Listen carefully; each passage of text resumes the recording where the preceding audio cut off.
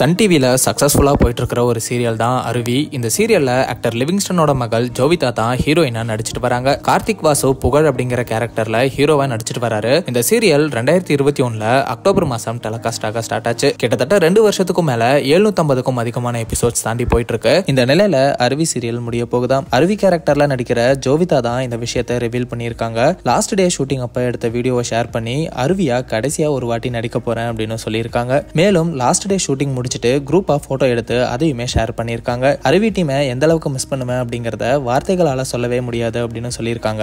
அருவி சீரியல்ல நடிக்கிற ஈஸ்வரும் லாஸ்ட் டே ஷூட்டிங் அப்ப எடுத்த போட்டோவை ஷேர் பண்ணி கிளைமேக்ஸ்னு மென்ஷன் பண்ணியிருக்காரு. இது மூலமா அருவி சீரியல் முடிய போறது கன்ஃபார்ம் ஆகி இருக்கு. ஆக்டர் கார்த்திக் வாசு சன் டிவிலேயே இப்போ வேற ஒரு சீரியல் நடிக்க கமிட் ஆயிருக்காரு. ஆக்டர் சம்பிகாவும் சன் டிவில டெலிகாஸ்ட் ஆக போற வாரணமாயிரம் அப்படிங்கிற புது சீரியல்ல நடிக்க போறாங்க. ஜோவிதா அடுத்ததா எந்த சேனலுக்கு புது ப்ராஜெக்ட் பண்ண போறாங்க அப்படிங்கறதெல்லாம் வெயிட் பண்ணி தெரிஞ்சுக்கலாம். அருவி சீரியலோட இந்த கிளைமேக்ஸ் இன்னுமே சில தினங்கள்ல டெலிகாஸ்ட் ஆயிடும்னு சொல்றாங்க.